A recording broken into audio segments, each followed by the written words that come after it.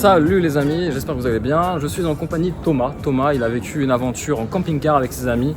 Ils étaient 4 à faire quasiment le tour de la France. Ils ont fait 5000 km. On est parti dans l'Est, ensuite on est redescendu dans les Alpes, le Var, le Sud, les Pyrénées. Ensuite on est remonté sur la côte vaste. Ouais. Pour faire le tour complet, il manque l'île, la Bretagne. D'accord, donc je vous assure, hein, ils ont fait très belles vidéos au drone et tout. Je vous en dis pas plus parce que c'est absolument magnifique. C'est tout de suite en vidéo.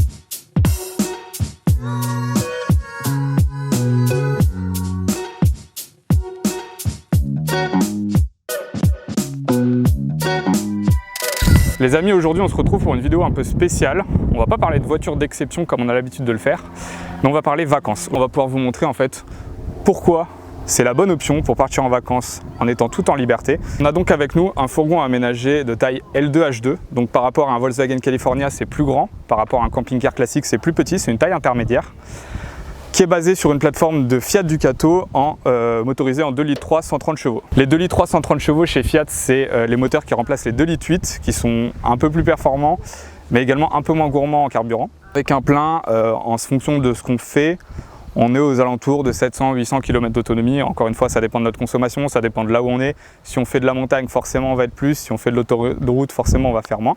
Mais généralement, on peut faire à peu près 800 km d'autonomie avec. Là d'extérieur, à quoi il ressemble ce fameux Fiat Ducato Multijet équipé par Indy Campers. Il est quand même très voyant. C'est-à-dire qu'on peut vraiment pas le louper avec ces grandes bandes un peu arc-en-ciel, couleur surtout sunset d'été. L'extérieur, c'est important. Maintenant, on va surtout voir l'intérieur parce que c'est quand même ce qui nous intéresse le plus dans ce genre de van. Alors, je vous invite du coup à venir voir à l'intérieur. Donc l'avantage du L2H2, donc notamment en hauteur, c'est que moi qui fais déjà 1m87, je tiens debout à l'intérieur. On a les 2 places avant, dont les sièges qui peuvent se retourner. On a une table avec également 2 sièges passagers qui sont équipés avec les ceintures. Ici un rangement juste au-dessus où on peut mettre, moi par exemple, le stabilisateur, un ordinateur, un sac et plein d'autres rangements. Juste au-dessus de la cabine conducteur, on a un rangement en fait assez creux. Il est assez petit, donc en fait on peut mettre la table, on peut la décrocher, la remettre là-haut. Nous on a mis l'équivalent de 4 chaises de camping à l'intérieur. Ici on a la cuisine, donc il faut savoir qu'on est du coup autonome en eau comme je vous ai dit, mais également en électricité sur à peu près 3 jours grand max.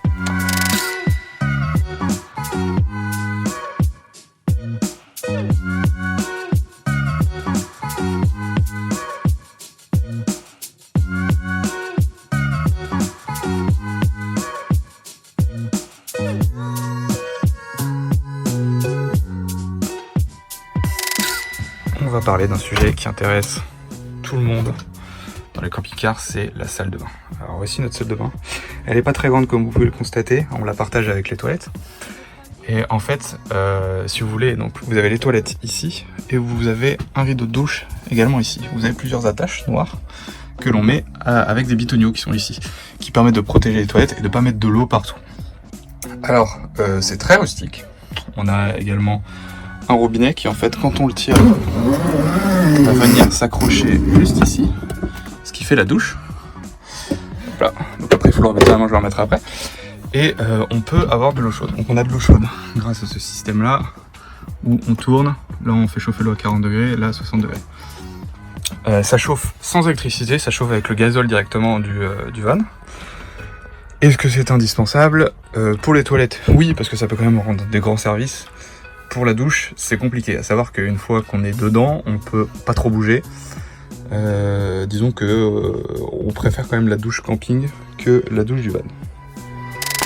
Alors le problème avec un van de cette taille, c'est que vous voyez là on est en plein centre de Toulon. Quand on essaye de se garer sur des places normales, voilà, on empiète forcément sur le trottoir, il reste très peu de passage. Malheureusement on n'a pas le choix. Donc ça rentre, mais ça rentre. On n'est pas à l'abri non plus d'avoir des réflexions des personnes qui passent, des touristes ou des locaux. Sur ce genre de fourgon, on peut parler de liberté. On peut aller à peu près où on veut, on peut à peu près se garer où on veut.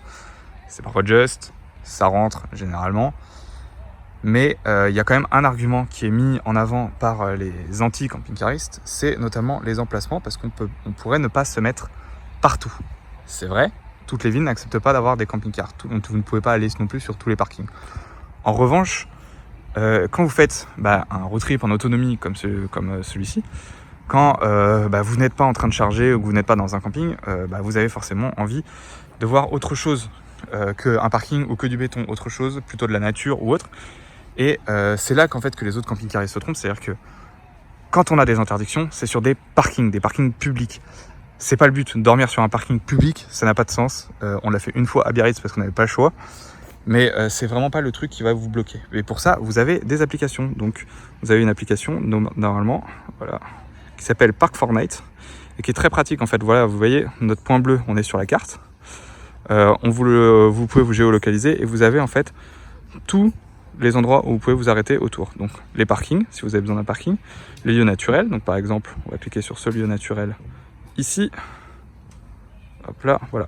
Et là en fait, ça vous montre au-delà de la localisation ce que vous pouvez faire, donc forcément aucun service marqué, puisqu'il n'y a pas d'électricité, pas d'eau, mais vous pouvez par exemple vous poser en pleine nature avec des photos qui sont rajoutées.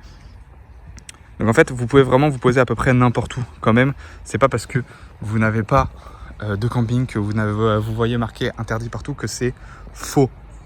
Nous, sur la totalité de notre voyage, on s'est quand même arrêté, je dirais les 3/4 du temps en pleine nature et le reste dans des campings pour pouvoir recharger les batteries, pour pouvoir remplir en eau et pour pouvoir se doucher vraiment proprement en fait, sans avoir accès à la douche ici. Le côté pratique de cette application, c'est vraiment vous pouvez voir où vous pouvez vous arrêter. Il n'y a pas de sujet, généralement les gens ils sont déjà passés de nombreuses fois devant, vous pouvez le noter. Ça marche vraiment comme une application communautaire, donc c'est un bon point à avoir. Si vous voulez partir en road trip, prenez ce genre d'application sur votre téléphone et ça va vous changer la vie.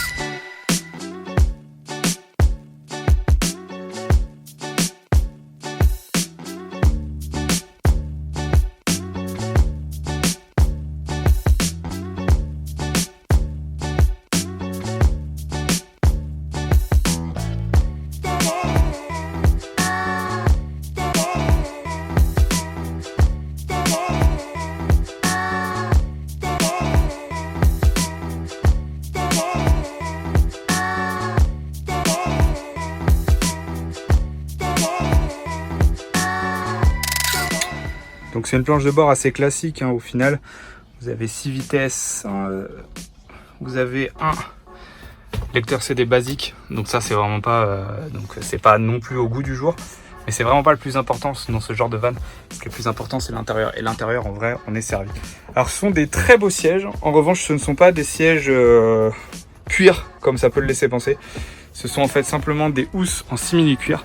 Donc vous voyez notamment sur les accoudoirs, en fait, si vous montez un peu, voilà, donc ça reste des accoudoirs classiques. Donc en fait ils ont mis une petite housse simili-cuir. C'est pratique, ça donne un bel effet en vrai, mais c'est pas non plus du 100% cuir. Donc vous voyez, vous avez vraiment un parterre pour protéger et derrière voilà, vous avez deux plaques ici, une petite, une grande, une arrivée d'eau, donc avec l'évier. Là vous pouvez faire votre vaisselle. Tout cela, une fois terminé, vous rangez. Un point très important dans ce van, c'est notamment la gestion de l'électricité et de l'eau. Comme je vous le disais, on ne peut pas être très autonome en électricité, notamment quand on a le frigo allumé. Le meilleur moyen de le vérifier, c'est sur le petit panneau de contrôle qui est ici. Donc vous voyez, ici, vous allumez le panneau. À partir de là, vous appuyez une LED orange qui s'allume, c'est que vous avez allumé la pompe. Donc on va l'éteindre, ça ne sert à rien de la garder allumée. Et ici, vous pouvez vérifier le niveau. Donc si j'appuie ici, on vérifie le niveau d'électricité. Vous voyez qu'on est à 2 sur 3, alors qu'on est parti quand même ce matin. On est là en fin de soirée au moment où je vous parle, donc ça fait quand même beaucoup. d'électricité. Ici, vous avez la batterie du camion, donc là qui est quand même bien chargée. Et ici, notre réserve d'eau qui normalement a été remplie à la totalité, donc il n'y a pas de surprise là-dessus. Et c'est sur ce côté, donc on va rééteindre ça. C'est sur le côté ici que vous avez en fait quelque chose de plus intéressant peut-être pour l'hiver. En fait ici vous avez l'eau qui chauffe à 40 degrés, ici l'eau qui chauffe à 60 degrés, donc vous pouvez tourner comme ceci, et ici le chauffage du van. Donc là on va le remettre sur 0. Ça ne compte pas comme électricité, en fait ça chauffe au diesel. Donc en fait vous utilisez votre plein pour chauffer votre eau et l'air du van à l'intérieur. Évidemment, vous pouvez garder votre vie privée à l'intérieur de ce van, notamment quand vous êtes garé, grâce au volet qui vous conserve en fait votre intimité. Donc vous avez ici par exemple, voilà, vous voyez, ça prend des petits volets comme ça qui prennent la totalité des vitres. Donc vous en avez deux qui se rejoignent ici, et vous en avez un sur cette vitre là, et vous en avez aussi sur toutes les petites vitres comme celle-ci, avec un volet qui descend dans ce sens là et qui s'accroche tout simplement, voilà, comme ça. Toutes les vitres, pareil, elles peuvent s'ouvrir. C'est aussi assez simple d'ouvrir. Donc vous voyez des petits bitoniaux sur les côtés. Donc il faut les ouvrir un par un, comme ceci, comme ceci, comme ceci. Et en fait, en appuyant, tout simplement, la vitre va se lever et elle reste bloquée. Ici, vous avez, comme je vous ai montré, le volet pour la nuit. Mais vous avez peut-être envie de faire passer l'air sans avoir forcément tous les moustiques qui rentrent, notamment la nuit. Dans chaque prise, vous avez une moustiquaire qui est installée. Donc vous avez celle-ci. Et elle est également disponible sur absolument toutes les vitres, sauf les vitres avant, qui ne peuvent pas avoir de moustiquaire. Depuis l'arrière, vous pouvez voir vraiment la taille des lits. Donc on a vraiment 2 lits doubles, où une personne comme moi, de 1m85, tient en touchant les pieds et en touchant la tête. Donc c'est juste, mais ça le fait. De lit, il faut pas vraiment être claustro parce que c'est pas très droit. Vous voyez, ça fait la taille d'un avant-bras à peu près. Autre chose très importante ici, donc vous avez le coffre, donc là qui est bien blindé parce qu'il y a beaucoup de choses. Il y a des affaires pour 4 personnes en fait, donc voilà, le coffre. Et surtout ce côté-là qui est très important. Pourquoi? Parce que c'est ici en fait qu'on peut avoir le gaz. En effet, si on peut cuisiner devant, c'est grâce à cette bouteille de gaz. Donc on peut acheter dans le commerce, hein. Il y a rien de dingue là-dessus, avec le tendeur qui est ici, voilà, et qui est relié du coup directement à la cuisine. Très important par contre, à chaque fois qu'on part, il faut fermer la valve de gaz. Hop là, donc on va la fermer puisqu'on va partir. Ici on en a une petite pour nous parce que ça nous suffit largement, mais vous pouvez en avoir des beaucoup plus grandes, donc ils montent jusqu'en haut. Quelque chose de très pratique aussi pour l'arrière, vous voyez, vous avez 2 grandes vitres. Une vitre ici, une vitre là-bas, qui en fait peuvent se relever pour vous aider à respirer, notamment l'été quand il fait chaud. Donc c'est très simple, il faut enlever les bitoniaux et ça s'ouvre dans ce sens-là. Et vous voyez, en fait, après, vous pouvez fermer et ça reste ouvert vers l'extérieur. Donc ça vous permet déjà de prendre un peu plus l'air, notamment dans les nuits où il fait très chaud. Il y a également plusieurs choses intéressantes, à savoir une moustiquaire. Comme je vous dis, il y a une moustiquaire dans vraiment toutes les fenêtres, avec également un rideau de nuit pour éviter, un rideau qui est vachement occultant, pour éviter de faire passer la lumière. Voilà, pour les remettre, c'est très simple. On va rester appuyé et ça redescend. Il n'y a plus qu'à refermer avec les lockers. Alors c'est un système qui est très pratique, notamment pour la nuit, pour aérer le van. En revanche, c'est un inconvénient, c'est que du coup, c'est un véhicule qui est très mal isolé, phonétiquement parlant. C'est une très mauvaise isolation phonique, notamment pour la route. Alors c'est vrai qu'une fois fermé dans le van, posé, malgré le ruisseau par exemple qui est en face, on entend très peu de choses. En revanche, sur la route, c'est très très mal isolé.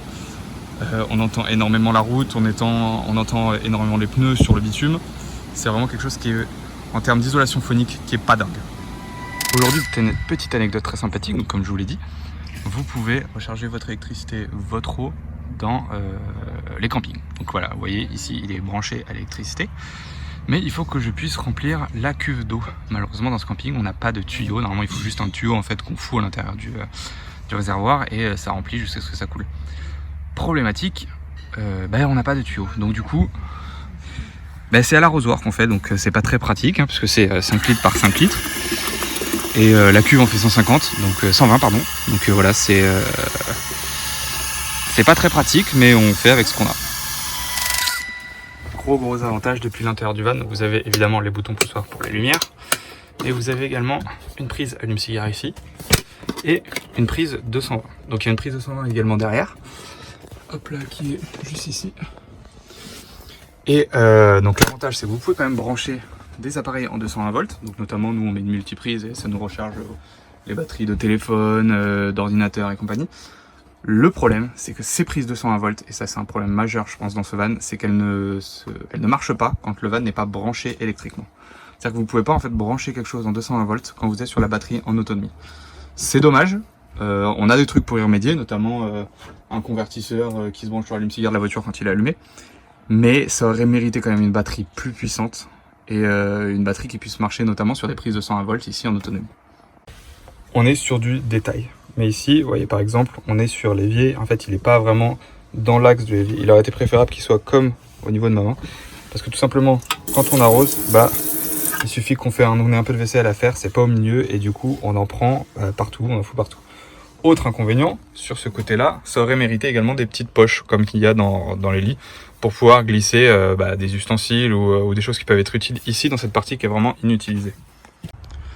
On critique beaucoup, mais on a quand même des choses qui sont utiles, notamment cette petite planche en fait qui va venir se clipser ici grâce à ceci. Alors c'est un peu bête, voilà, faut que ça le fasse, mais sinon voilà, ça nous fait un peu une extension de la table, donc notamment quand on fait la cuisine, parce que là vous voyez pas, mais quand la cuisine est faite, les deux parties sont relevées, notamment ceci pour l'eau et ceci pour le gaz. Donc on perd du plan de travail en fait, on perd tout ce qu'on a de plan de travail. On a un petit rajout, il n'est pas énorme, mais il a le mérite d'exister. Encore, on va aller sur du détail, ça demande pas énormément d'argent à mettre en place, mais c'est quelque chose qui pourrait être très pratique. Vous voyez, on a ces fameux sièges qui se retournent dans un sens comme de l'autre. Petit problème, quand ils sont dans ce sens-là, comme vous voyez, ils sont bloqués, on ne peut pas les bouger. En revanche, quand ils sont retournés, en fait, il n'y a rien pour les bloquer, c'est-à-dire que ça bouge dans tous les sens. Donc vous pouvez en fait le mettre de ce côté-là, à fond, vous voyez, là il est à fond, je peux pas le bouger plus, mais il suffit juste que je pousse ou que je m'assois, ça ne se verrouille pas. Autre problème également, et vous allez le voir avec ce siège du côté conducteur, en fait on a le frein à main qui vient taper contre le siège. Donc vous voyez, le frein à main il est ici, et il empêche également le siège de tourner. Vous voyez, il y a tout de suite un contact qui se fait. Et c'est ni bon ni pour le siège ni pour la protection ici, ni je pense pour le frein. On va également parler de quelque chose qui est pas très sexy mais qu'il faut faire. Voilà. On a des WC, si on a des WC, vous doutez bien, à un moment il faut les évacuer. Alors ça se passe dans cette trappe ici. Hop là. Donc c'est cette boîte là en fait, donc on va pas la vider parce qu'on est dans un camping et il y a vraiment des airpours, on peut pas le faire n'importe où. C'est cette boîte là qui va retenir en fait toutes les déjections des 4 personnes dont on est. Très simple, il suffira juste de déverrouiller ceci. Et ensuite de vider dans l'égout qui est fait pour. De notre côté, en termes d'expérience, c'est pas le truc le plus sexy à faire, ni le truc le plus sympa à faire. Donc, généralement, on se limite en fait dans les toilettes. C'est des toilettes chimiques, donc logiquement tout est censé se désintégrer à l'intérieur de cette boîte grâce à des pastilles. En revanche, c'est vraiment s'il faut tout faire passer par le petit tuyau que vous avez vu, c'est pas le truc le plus simple du monde en fait, et il n'y a pas forcément envie d'aller mettre la main dedans pour être tout terminé. Donc on se limite, si vraiment il n'y a pas le choix, il n'y a pas le choix, on y va, mais vraiment limitez-vous aux toilettes de camping ou aux toilettes publiques, c'est beaucoup plus simple et vous n'aurez pas ce travail à faire derrière. L'autre sujet hygiène sur ces vannes là, c'est la douche. Vous avez pu le voir sur les toilettes, pour la douche c'est encore différent. Si vous voulez, on a 120 litres d'eau claire, 120 litres pour se doucher, pour faire la vaisselle, pour boire, pour tirer la chasse. Ça fait au final beaucoup de choses. Quand on est 4 personnes, notamment prendre une douche, ça utilise beaucoup d'eau. Donc il faut se le dire, sur ce genre de van, on se limite quand même dans les douches. On sait que quand on est en autonomie, on va prendre plutôt un jour sur deux que tous les jours. Pour la simple et bonne raison que sinon on n'a plus d'eau, sinon il vaut mieux quand même pouvoir boire que se laver. En termes de besoin vital, il y a quand même mieux. Donc il faut se le dire, à 2 personnes, ça passerait déjà beaucoup mieux. 4, c'est un peu juste. Et c'est là l'avantage que vous allez avoir sur des gros camping-cars. Des camping-cars qui sont beaucoup plus gros, beaucoup plus imposants. Donc il y aura d'autres inconvénients forcément. Mais des camping-cars comme ceux-là par exemple.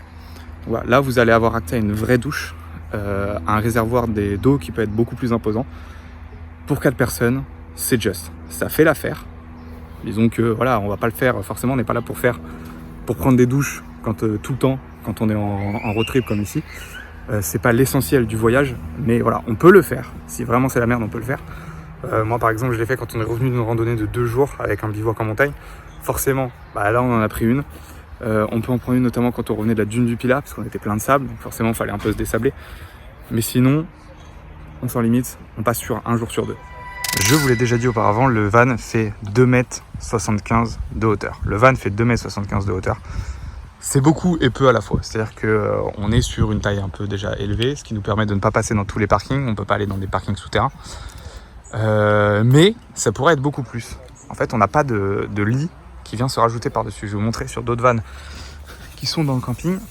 Il y a en fait des cabines qui sont par-dessus et qui augmentent énormément la taille du van. Donc vous voyez, regardez, juste ici par exemple, vous avez une cabine au-dessus qui augmente énormément la taille du van et qui la réduit forcément un peu en longueur.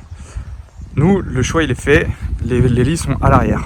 On a des lits pour 4 personnes, comme je vous l'ai dit, et ça se présente vraiment comme ça. Donc c'est sur 2 étages. Vous avez le coffre qui est quand même assez imposant, où on peut mettre quand même pas mal de choses. Et là, vous avez 2 lits doubles. Il ne faut pas être claustro. Comme vous voyez, c'est quand même assez peu haut. C'est-à-dire que là, vous avez derrière Tony qui tient debout. Donc ça vous donne une idée un peu de la hauteur des 2 lits. Ce que je vous conseille, c'est-à-dire que pour les personnes qui sont à la limite claustro, il faut se mettre sur le lit du haut. Pourquoi ? Parce que vous avez une trappe là-haut que vous pouvez ouvrir et prendre l'air si vraiment ça va pas. Pour le reste, voilà, il vaut mieux se contenter d'être en bas. Même en bas, vous pouvez ouvrir les fenêtres sur les côtés. Vous avez quand même de l'air qui passe. C'est serré, mais c'est pas étouffant non plus. Disons que c'est bien, c'est pratique quand on est 2. Alors, il faut savoir aussi que les couchettes du haut, j'ai l'impression, sont un tout petit peu plus petites. Pour la simple et bonne raison que vous voyez, en fait, les montants sont bien droits en bas. Ici, ils sont quand même bien droits. Là-haut, ils sont un peu incurvés. Donc, vous avez un tout petit peu moins de place. Et les 4 attaches que vous voyez là, là, là et là, sont les attaches en fait qui servent à mettre le filet de sécurité si vous avez des enfants et que vous voulez les mettre là-haut pour éviter qu'ils... Une fois arrivé en camping, le plus important c'est ceci. Pourquoi ? Parce que la batterie de ce van, de ce fourgon aménagé, elle ne dure que 2 jours grand maximum avec le frigo. On peut compter 5 à 7 jours avec les lumières sans le frigo. Du coup, quand vous arrivez en camping, voilà, vous branchez, vous avez des bornes électriques donc à peu près dans tous les campings, vous branchez et vous pouvez recharger les batteries et l'utiliser à outrance. On va parler un peu pratique. Pourquoi un fourgon aménagé comme ceci, c'est pratique, notamment pour les vacances en France, en Europe ou en itinérance. Et bien simplement parce que déjà vous êtes autonome. Et ça c'est vraiment l'effet recherché quand on a un van, un camping-car, c'est l'effet d'être autonome. Vous pouvez aller où bon vous semble, vous pouvez, une fois que vous avez décidé de votre parcours, vous pouvez changer à tout moment, parce qu'au final, rien ne vous retient quelque part. Votre lit, votre douche, vos sanitaires, tout est à l'intérieur. Donc c'est vraiment le gros point positif. Également, on entend souvent dire que c'est compliqué d'avoir un camping-car en France. Pourquoi ? Parce qu'on ne peut pas se garer partout. C'est vrai et faux à la fois. Donc c'est vrai, effectivement, vous ne pouvez pas vous garer partout, parce que le bébé fait quand même 2,75 m de haut, donc il faut quand même pouvoir passer par-dessus il faut quand même pouvoir passer certaines barrières de parking. Donc oui, c'est difficile, mais ce n'est pas impossible. Voilà, donc c'est toujours nous avec Thomas, il est toujours là, il a le même t-shirt comme moi. C'est juste pour finir un petit peu cette vidéo. Alors qu'est-ce que tu retiens un petit peu de cette aventure en camping-car, en van aménagé? Maintenant vous avez compris la différence. Alors franchement, beaucoup d'a priori au début, parce que beaucoup de bouche à oreille en me disant ça va être compliqué de se garer, ça va être compliqué de trouver des places, tu peux pas passer partout. Pas mal de préjugés. En fait, franchement, beaucoup de préjugés qui se sont vite évacués d'un coup. Donc après, il y a peut-être le contexte Covid. Si, ça peut jouer. Ça peut jouer. Ça peut jouer aussi. Mais moi, si c'était à refaire, je le referais. Si c'était à faire, je le referais peut-être avec un peu plus petit, du style California. Oui, mais à 2 alors cette fois-ci. Mais à 2, pas à 4. Ok. Les amis, si vous avez d'autres questions en commentaire, bien sûr, n'hésitez pas à poser vos questions. Et le petit pouce aussi pour vraiment féliciter cette aventure en van aménagé avec Thomas et ses amis. C'était vraiment super sympa en tout cas de nous partager ces vacances d'été. Les amis, je vous dis à très vite pour de nombreuses aventures sur Cars Passion. Et encore merci à Thomas. Ciao, ciao. Salut.